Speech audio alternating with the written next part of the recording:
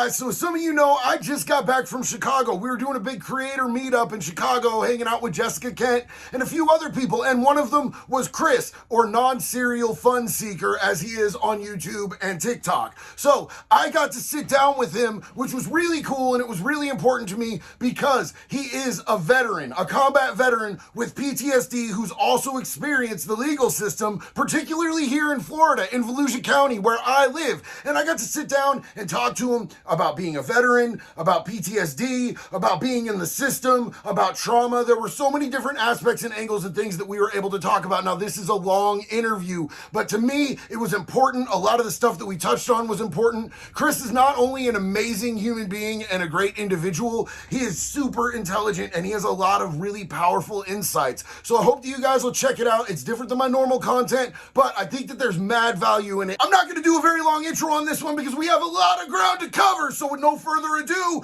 let's go!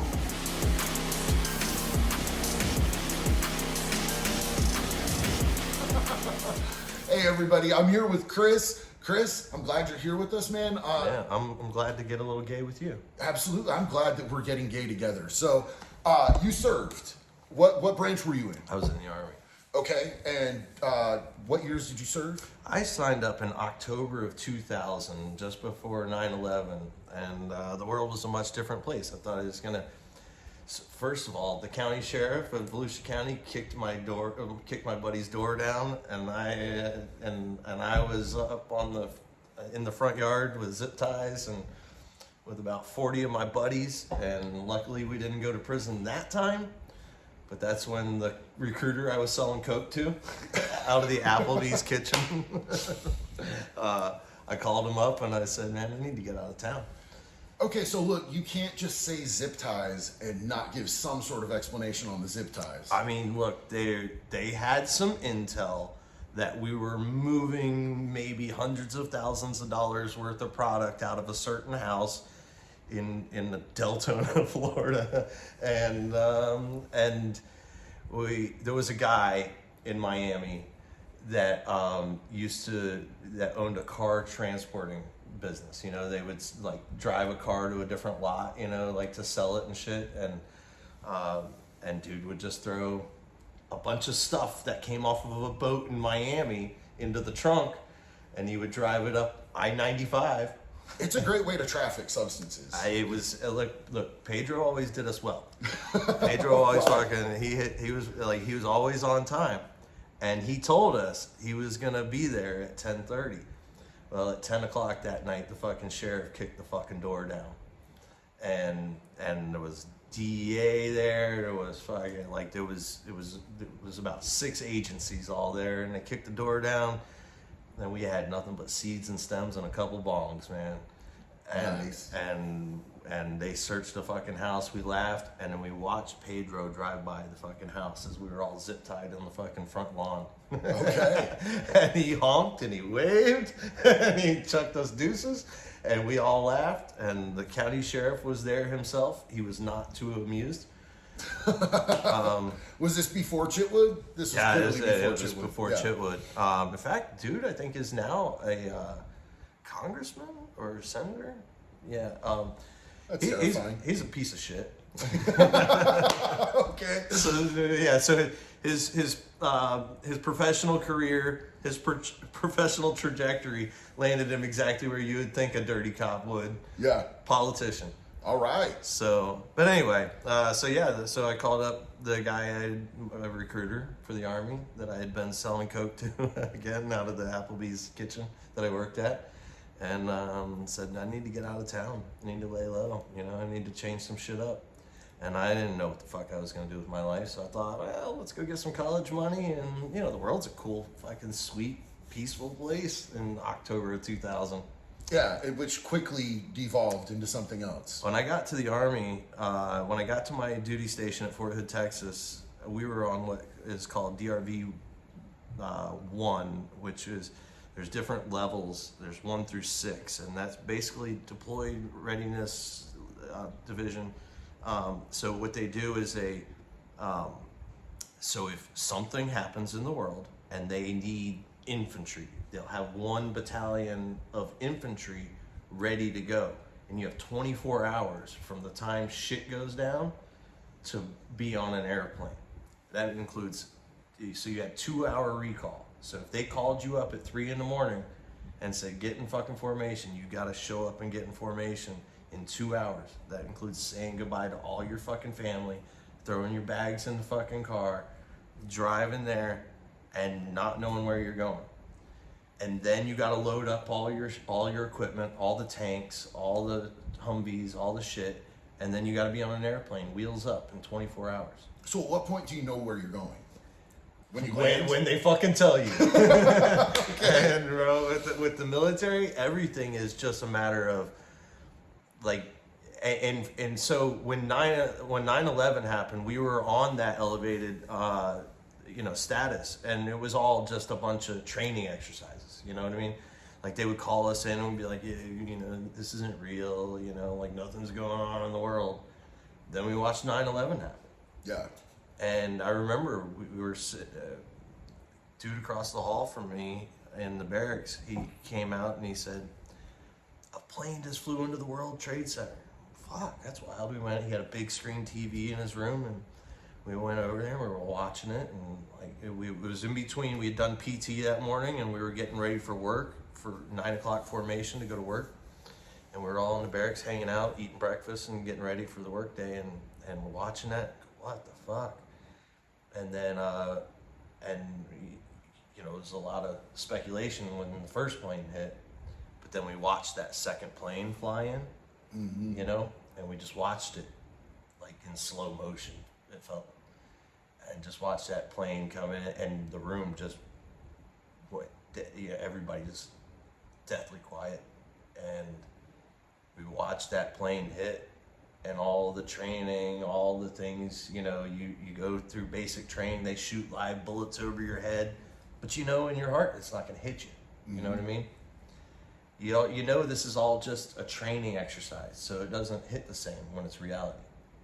And watching that second plane fly in, everything became real.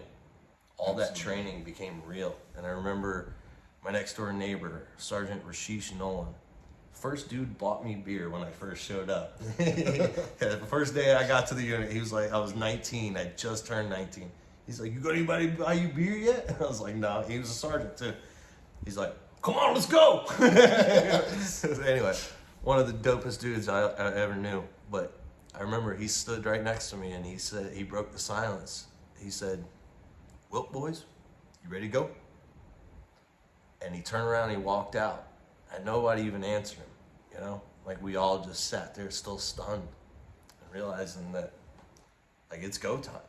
Like all that shit we thought was just training, all the peace in the world just fucking went out the room. Yeah, it was over. Like just watching that plane fly in changed the entire fucking world, changed my entire life, all of us, And then we never went to Afghanistan. We never fucking deployed. We ended up going to Iraq. Yeah. So when you saw combat, I was a supply guy. So I wasn't like, kicking doors down. I wasn't like special forces. I wasn't, but yeah, when you're in downtown Baghdad, the combat finds you. You can't avoid it. Yeah, 100%. So let's talk about PTSD. Do you feel like you got PTSD from that experience? 100%. 100%. You can't,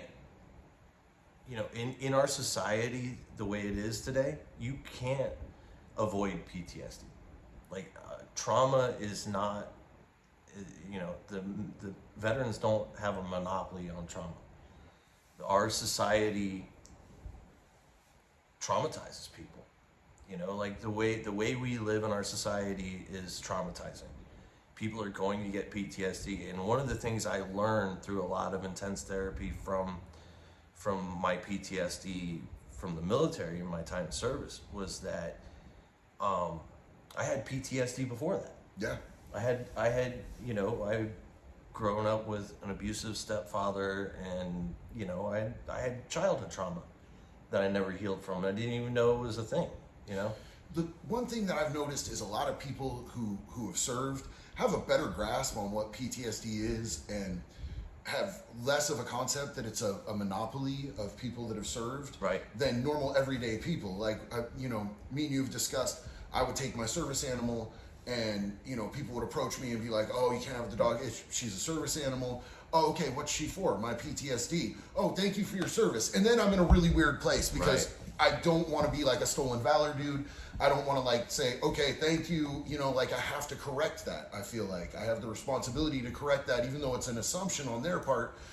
Then the inevitable next question, oh, what's your PTSD from? Which is one of the rudest fucking things you can ask a human being. 100%. What's your trauma, stranger that I just met in a public place? Exactly. Well, I got raped as a child. Do you feel better now? Can I fucking buy my cereal? I would like to get out of Publix. You've made this a horrible experience. Right. And that's something that like I recognized that a lot when I was in Iraq. I realized that, like, first of all, like, and I'm sure you know, like, when shit hits the fan, people react different. Mm-hmm. And it's just something in you. It's not something that you can even train for. No. That you can prepare for.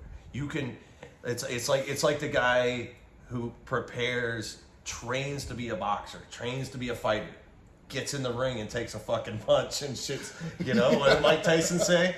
Everybody's got a plan until you get punched in the face, right? Like, you know, like all that's fine and good. Like I watched some dudes who talked a lot of shit and were hard dudes. And then as soon as the bullets started flying, I literally watched one dude in the fetal position. Like, we started taking sniper fire in a guard tower one day, and I was like, call it in. I jumped on the machine gun, like looking, trying to return fire, and and I remember the first, you know the fucking how stupid I am. When the fucking first bullet ricocheted off the concrete, like right above my head, and like there's concrete dust and shit flying in my face, I thought, damn, that sounds just like the movies. like they got that shit like, you know. So like it's funny because I can almost see it in people. I like to think of it, I call it in my own weird brain, I call it like a peacock complex. How people will show their feathers and, try to project this to try to, look intimidating. But like when it comes down to it, bro, they're like overcompensating. They're insecure. They don't do well under fire. There's two types of people, well, probably three types of people under fire. There's the people who have fight, flight, or the people who just freeze up.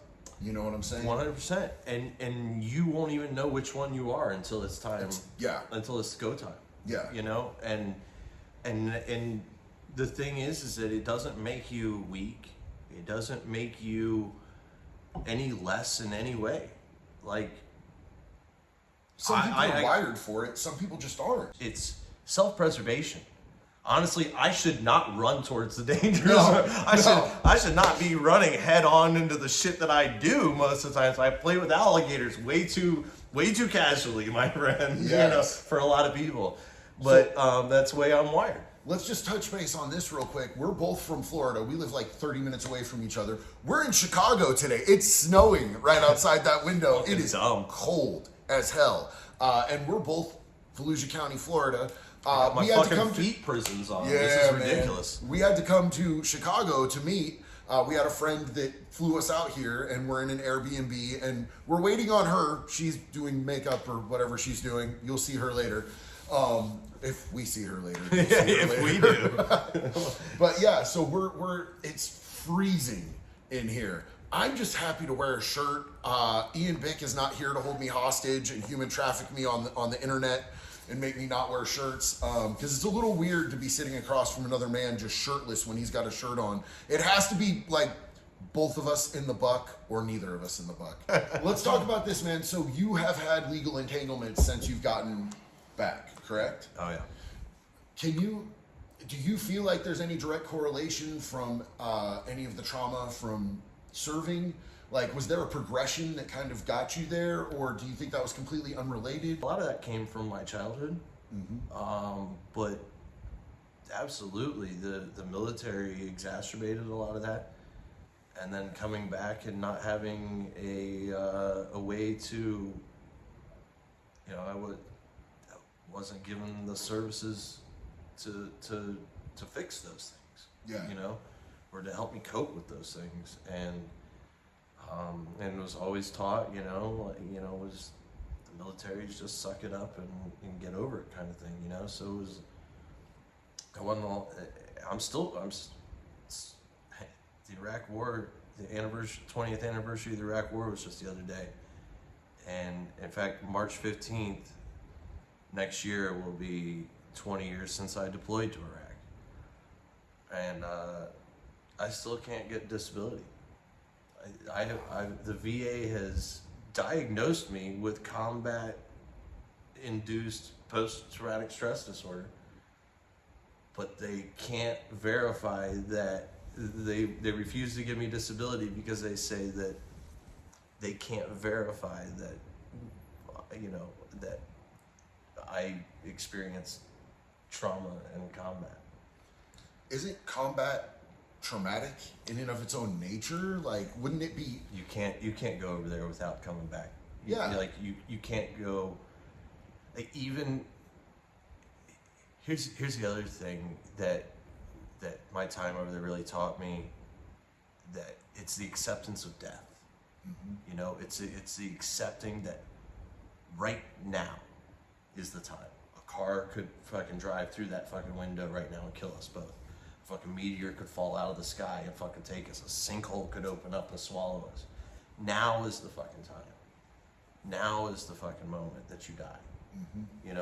And when you accept that, like, it changes the way you live. It changes the way you see things. And like that for me was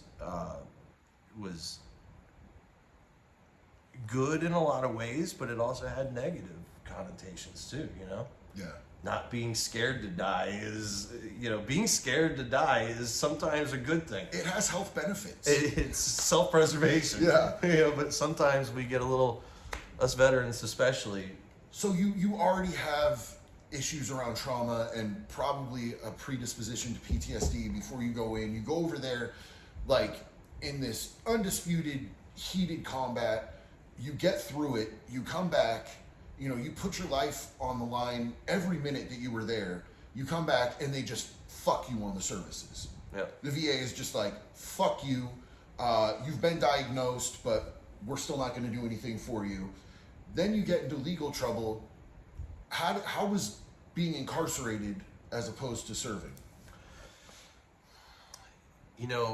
First of all, like, it's a socioeconomic thing, like, at its core, both of them, and it's something that we don't talk enough about. Like, I remember when I was locked up, when I was, probation violation, served, spent a week in county. And I remember we were sitting there, and there was 19 dudes in a holding cell with me, getting ready to go for their first appearance. And I heard them all talking about their charges, and everybody's innocent, and all these things. And I just sat in the corner, and I was just listening. And at one point I said, "Who here is not poor?" And everybody stopped, and everybody looked at me like I was fucking crazy. And then everybody started looking at each other. And then everybody realized that nobody could raise their hand. And almost all of that is a direct cause of money in our society. Mm-hmm. Because it's resources. We're all fighting for resources that are wildly available to us, that exist, but yet we're fighting each other for them. There's these barriers that are set up, right, because of the society that we live in, and it's disappointing. It sucks, and you see when you're there, and the same with the military. So people sign up because, again, like, I signed up because the sheriff was kicking my fucking door down, and I needed some college money. I thought, well, I'll go get I'm smart enough. I'm gonna go to college eventually. I'm gonna get a good job. I'm gonna do, be a little career man and do all the things. I'm gonna be a successful lawyer or some shit one day. There's different reasons that lead people to the military, but pretty much everyone you talk to is because they were poor, mm-hmm. because they experienced trauma and they were running away from that. They were getting out. They were getting away. and hoping that this was going to bring them some difference. And it doesn't. It doesn't, because our society is still set up the way it is, and we're all still fighting these same fights, you know. So Yeah.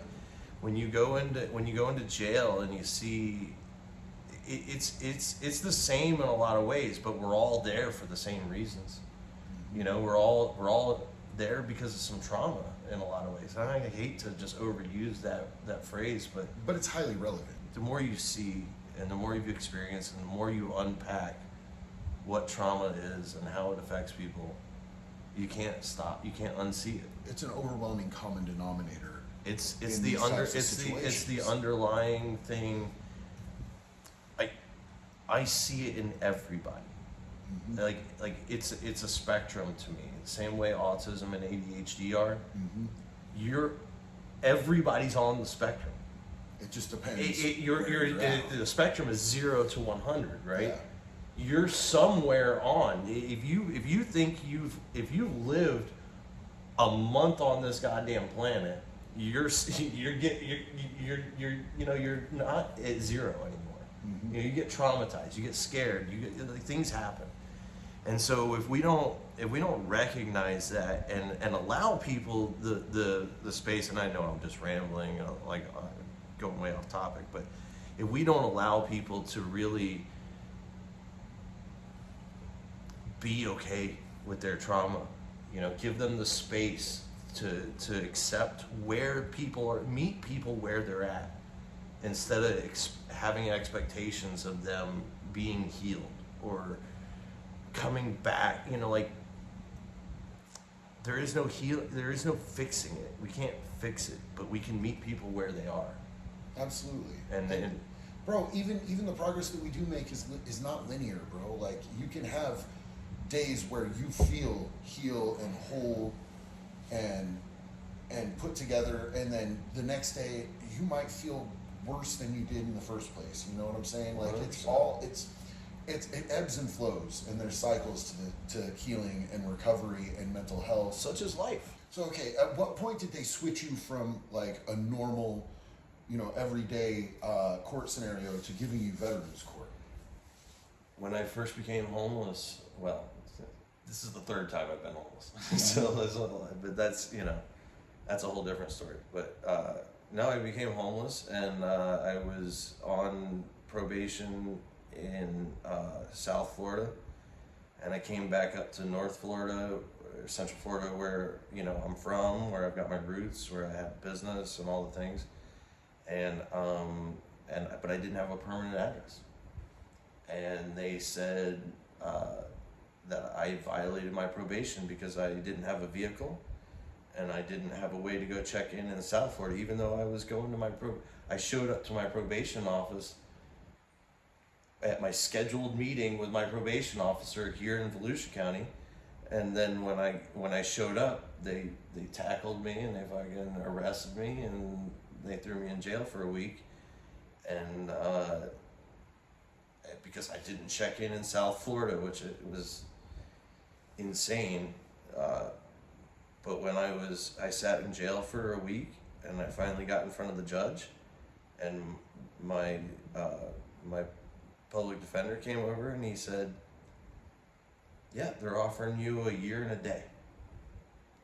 On your first violation. On my first Your first violation. So this was 3 years probation, just escalated to a year and a day in prison. Yep. Over one violation for not checking in.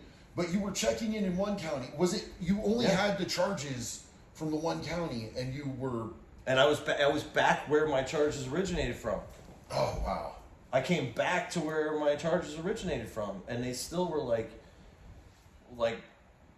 I was like, I've done everything you've told me to do. But because you didn't have a permanent address to list as a residence, they wouldn't give you a full-fledged transfer. Yeah, exactly. Because And was there any communication that you needed to check in both counties?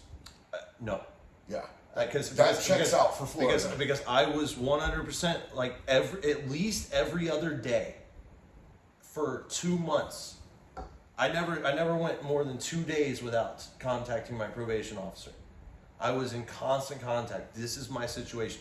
I'm literally sleeping on this street corner behind this dumpster. this is where you can find me if you need to. And that was still a violation of my probation. And still, as a veteran, knowing that you have PTSD, knowing that you're unhoused, you've still been offered no services. Right. None. That's fucking disgusting. None. And I'm sorry that they treat you that way. But you know what? I don't. But any self-respecting fucking veteran doesn't go to serve to get those things. Any self-respecting veteran serves and goes to fight so that every American has access to those fucking services. Yeah. So that everybody can have access to housing, to medical and mental health treatment. These are not things that veterans should have to go put their lives on the lines to get. These are things that we as a society should be just fucking doing. Mm-hmm. And so when I went to Veterans Court, so the judge in that case was Judge Clayton's an upstanding dude.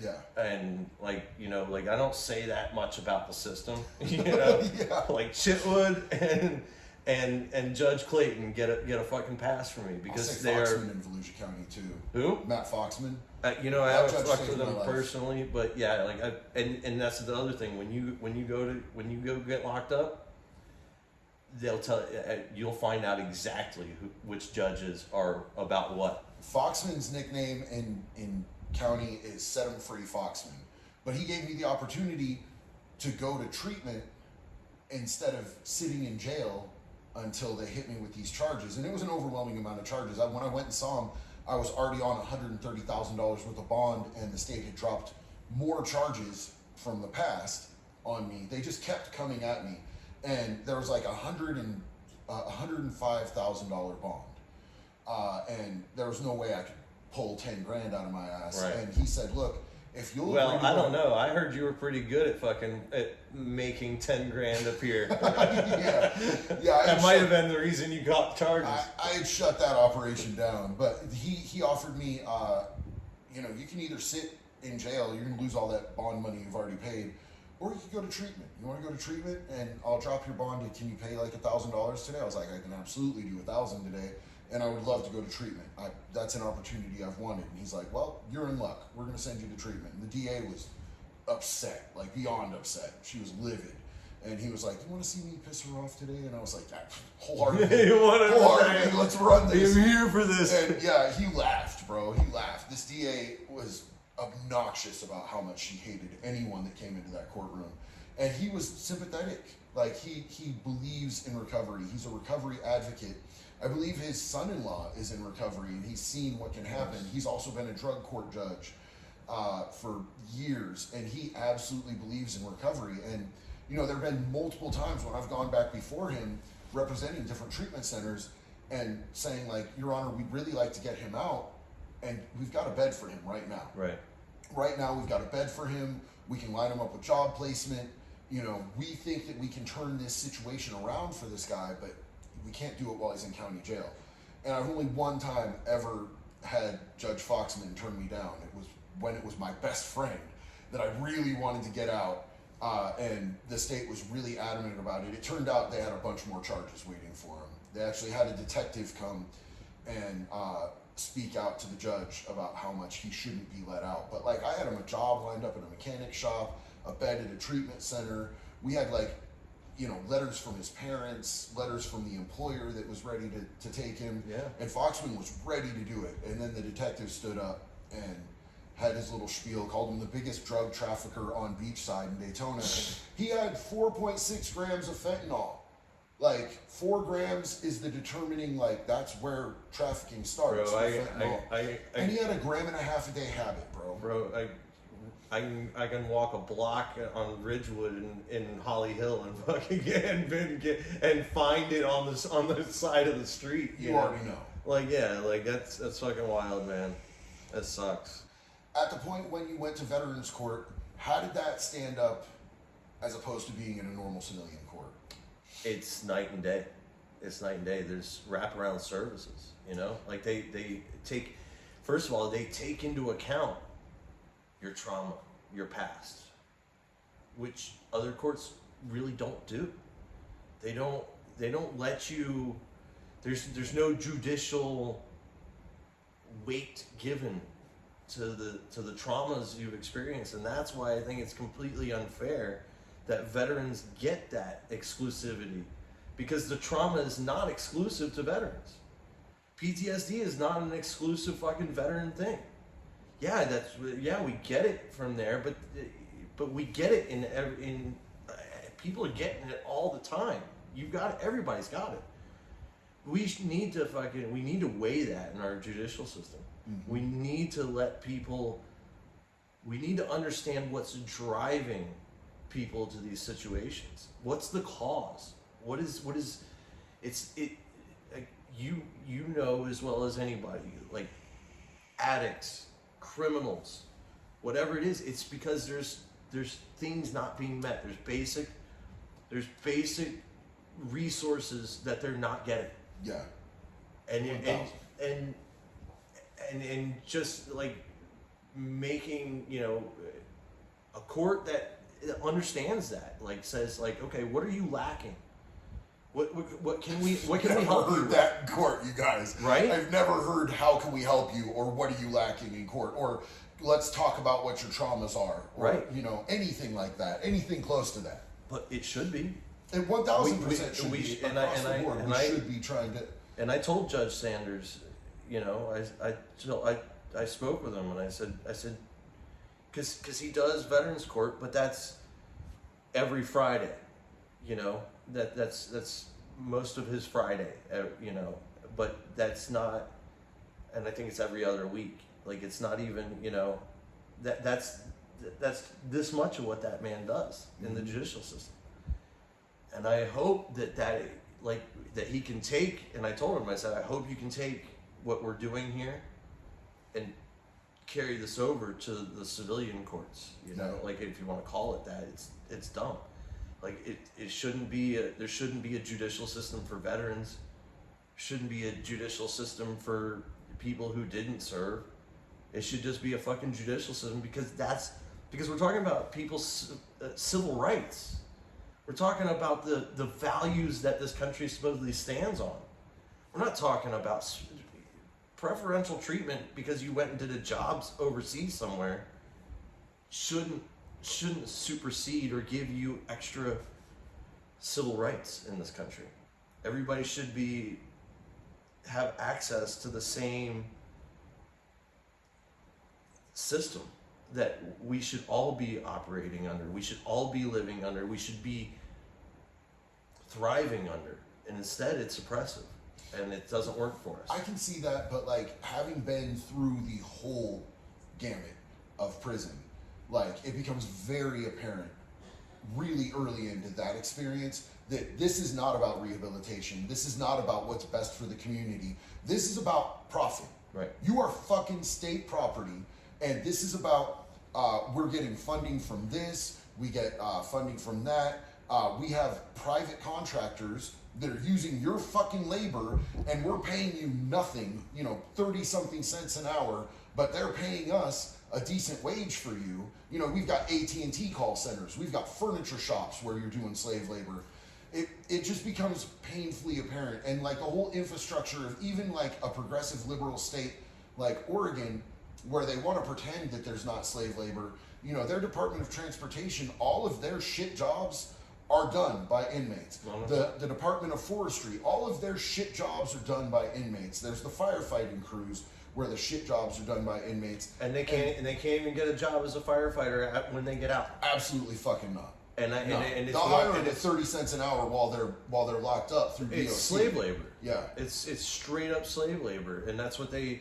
And I used to be guilty of thinking that too. Like, oh, well, at least they're giving them something to do, and they're being productive, and they're getting some job skills, and yada yada. But no, like it's straight up. It's slave labor. Well, the opportunities aren't there for the training that you got. It's you're red flagged as unhireable for those things. And it's completely mind-boggling to me that not only I'm going through it, trying to find housing, and like you you can't just apply for a place to live without getting a background check and all those things, and people are going to judge you on your past. They're not going to judge you for where you're at. You did your sentence, which means you had to overcome all those obstacles. You're no longer on fucking paper because you did all the things that the state said you needed to do to rehabilitate yourself. Now, whether or not, and that's the problem too, right? Because everybody knows in their heart of hearts that it's not about rehabilitation. Yeah, you didn't get treatment. You didn't get life skills. They didn't teach you how to file your fucking taxes, fill out a job application, fill out an application for housing. They told you have to. They told you that you won't be able to function in the society unless you do, and then they threatened to incarcerate you and keep you incarcerated if you don't play the game. And I have a PO that's been extremely helpful, and I've been very lucky and blessed to have, what she's done for me. But like, if I would have asked her, hey, can you sit down and help me make a resume? I feel like she would have laughed at me, and I don't feel like there's a PO out there. Because that's not her job. That's not their fucking job. Their job is literally to bust you when you fuck up. Right. It's not to see you succeed. They're cops. And but why aren't cops social? Why aren't they social workers? Why aren't we sending out social workers instead of fucking armed military members? Well, that's one thing that I really respect about Chitwood, is because he's employing peer support recovery specialists to go out with the police so that they're protected, but to these overdose calls. He's employing real life peer social workers to go out on these overdose calls to try to implement services, try to talk people that, were just dead on the floor. They were blue 4 minutes ago, and now they're back, immediately trying to talk them into, how do we help you? How do we meet you where you're at? What do you need? Are you willing to go to detox tonight? Because we have a bed waiting for you, and then we've got follow-up services. Because it's not criminal to be an addict. And that's what we need to fucking change. It is not criminal to have an addiction. We need to quit. We need to quit acting like we can just penalize our way out of addiction issues in this country. Well, it very much is criminal to be an addict in the state of Florida, down to the fact that fentanyl testing strips are illegal. They're considered paraphernalia. They will lock you up for having a fentanyl testing strip so that you can make sure that you're not getting fentanyl when we've got 120,000 people a year at this point dying from fentanyl poisoning. It's crazy. And they want to sensationalize it in the media, and I'm not saying that there is fentanyl in the weed supply. There's not. Yo, open flame kills fentanyl. They're just trying to scare you and terrorize you. But say that what they're saying is true. Imagine that, marijuana, which I don't know a single American kid or teenager who hasn't experimented with marijuana at some point. I know one. I know Cliff. Cliff is the only one that I know who has never smoked weed. But so if they're what they're saying is true and there's fentanyl in the weed, why would you make it fucking illegal to have a fentanyl testing strip to make sure that what you're ingesting isn't gonna fucking kill you or your kids or your neighbors?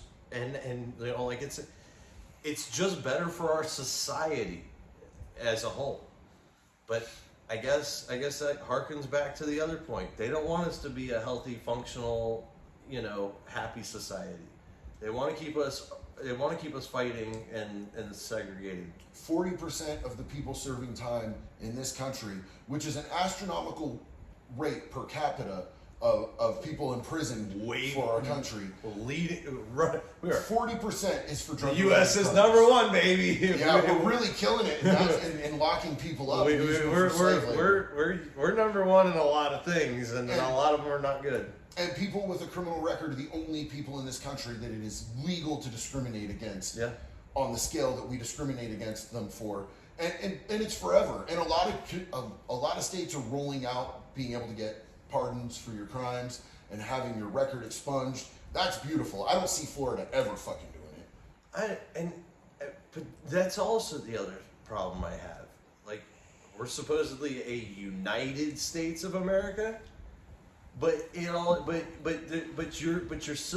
rights don't they expire when you cross state lines a lot of times. Mm-hmm. They change when your civil rights literally change depending on which fucking imaginary line in the sand you fucking crossed. Yeah. And that's wild to me. That is wild that we have a society that functions like that, much less a society that tolerates one. Because, like, you see what's going on in France right now. Oh, yeah. They fucking raised the retirement age from 62 to 64, and those motherfuckers say, we know, motherfucker. France gets down, bro. Bro, they are looking for a reason. They're itching. They're like, give us one valid. We're gonna take to the streets. But you know what? That's the people. Like, there's nothing more powerful than a group of people that come together with a fucking common cause. Well, and we're so conditioned in this country to assume that people gathering and protesting is some sort of criminal activity at this point, but it's one of the things that our country was founded on, was the right to do so. 100%. And now they've just villainized any type of meeting of people to stand against anything that our government is doing. But if you ask those same people, oh, so you trust our government? They'll be like, fuck no. I just don't think that people should be able to meet up and talk about it or do anything about it. And I tell you what, that's one of the things. Just spit on your asshole and say, get it, bro. That's just one of the it. things that, like, honestly, the left and right will always agree on. We may not agree on why we don't trust the government, but, like, I promise you, when we all sit down and we talk about how much do you trust the government in this thing and in that thing and this thing, you start going through, we have so much more in common than we do divided. Yeah. But it's the politicians, it's the fucking media that keeps telling us that y'all are too different. Y'all need to keep fighting. Y'all need to hate each other. We're really so much, like, if we came together for commonality and for the things that actually matter in our lives, and quit creating these fucking, like, wild things to be upset and outraged over. If we just did what affects our day to day, touch grass and eat ass, right? Like, if we just. By the way, this is the founder of that hashtag. If you guys have seen touch grass and eat ass, that is all Chris. Listen, it's welcome. my little contribution to the world. What can I say? But yeah, like, I think if we just focus, and people don't realize, going back to, like, you don't realize who you're voting for judge until you're sitting you're sitting on the other side of the judicial system. Yeah. And the idea that those people don't get to vote for the judges that directly affect their lives. That's intentional. Of course That's intentional as fuck. But why don't we as a society recognize that and demand better? Because the people who haven't been on that side don't want to recognize it. They don't want to empathize. Because, like, let's face it, like, people who have trauma-based mental disorders that manifest in any different way, because it's all a trauma-based mental disorder, and it can manifest in substance use disorder, it can manifest in gambling disorders, sex disorders, eating disorders, it can manifest in abusive ways. There's the whole gamut of unhealthy ways that it can present itself, that mental disorder can present itself. We do damage to the community. We do damage to the people around us. And it's so much easier to just villainize us than to empathize and to, like, understand that fucking came from somewhere. That's not just something, like, we're not just born with shit DNA and no soul. Like, these behaviors came from somewhere. And, like, I heard this statistic just the other day. Do you know that 100 million Americans have a record? Yeah. There's 350, and you gotta imagine there's a bunch of kids in that fucking mix, Yeah. And, like, more than, a solid 1/3 of our country has spent time behind bars, has been in handcuffs. Mm-hmm. 1/3. Yeah. That's again, USA #1, man. And it's snowballing. We're kicking ass. It's versus the rest of the exponentially world. growing. Yeah. The more that people don't have access to the services that they need, the more that poverty is growing, the more that the 1% is is accumulating and amassing wealth Swallowing up while the we resources. get less and less crumbs. Like, expect to see that number just continue to fucking skyrocket, and they'll utilize it. And They'll break those people's backs so to keep getting rich. I've got the gas cans and I've got some styrofoam. Do you I got? can't go you know, here. you bring the mason jars. You bring the bottles. I don't but even know no, and it's and another thing I was watching with the Paris riots and stuff going on. I was watching the TikTok live, and there was a bunch of Americans in there saying that, you know, well, if you guys had guns, this wouldn't be happening.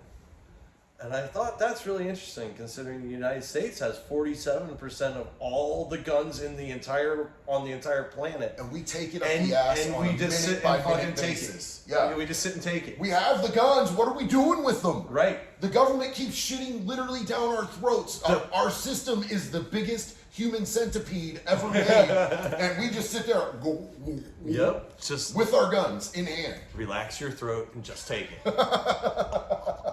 You know, that's what we do. Yeah. And the Parisians are out there, the fucking French are out there fucking burning the goddamn system to the ground, and we're sitting here going, that's the way we ought to do it.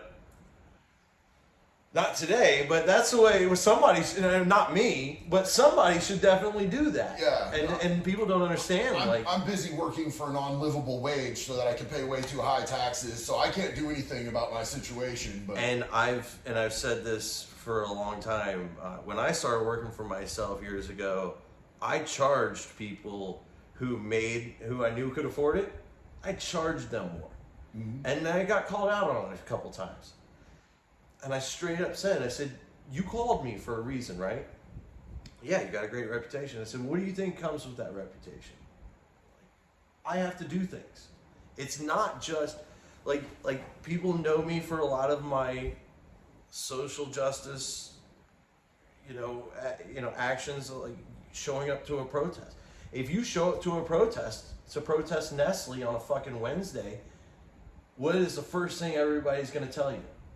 Go get a fucking job.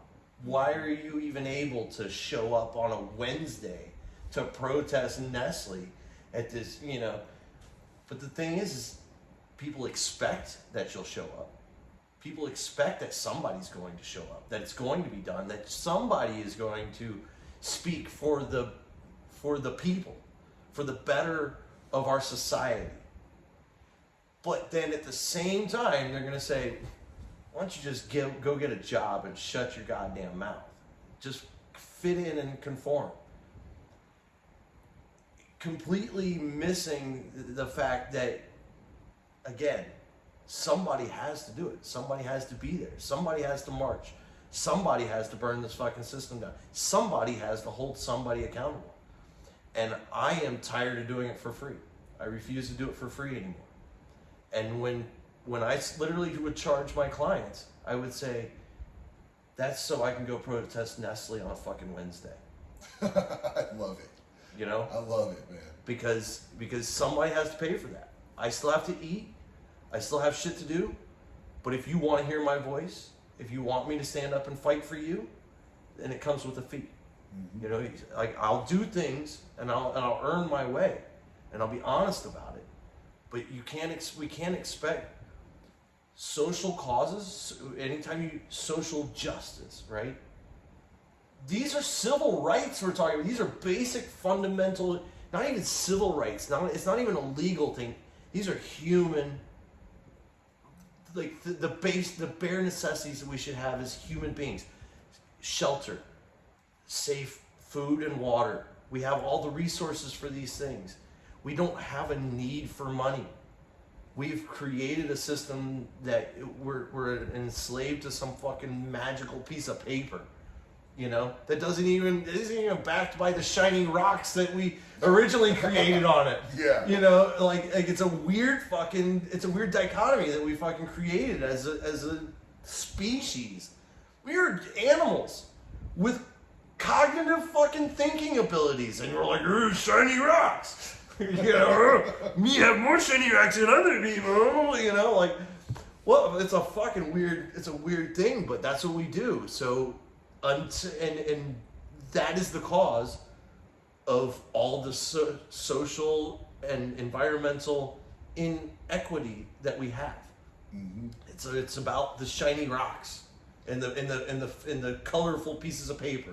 And the more shiny rocks that you get, the more addicted to getting the shiny rocks, and the more Yeah. I don't care if it kills these people. I'm taking their share too.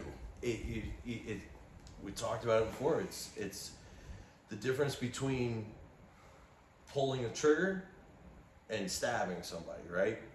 Like, it's easy to do it from a distance. It's easy to put a scope and crosshairs on somebody and squeeze a trigger. It's a lot harder when you got to put your hands around their neck and watch their life slowly drain from their bodies, right? Mm-hmm. But that's what we're doing as a society with that sort of thing.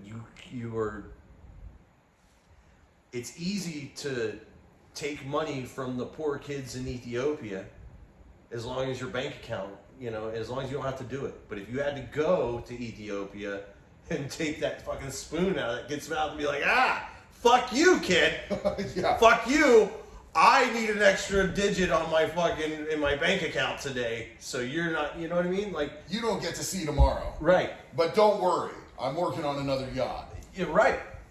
Like, it's easy when you don't have to fucking be the one in that situation, when you don't have to actually squeeze the trigger. And that's what we're doing as a society. We incentivize that. Mm-hmm. And we reward people who do that.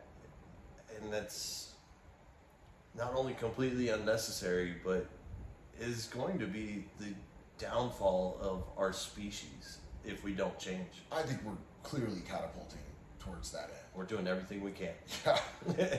At fucking warp speed, my friend. Well, we're going to leave you guys on that super positive note. Thank you guys for tuning in, man. Chris, thank you for coming and talking. I love you, brother. Love you too, It's a my pleasure.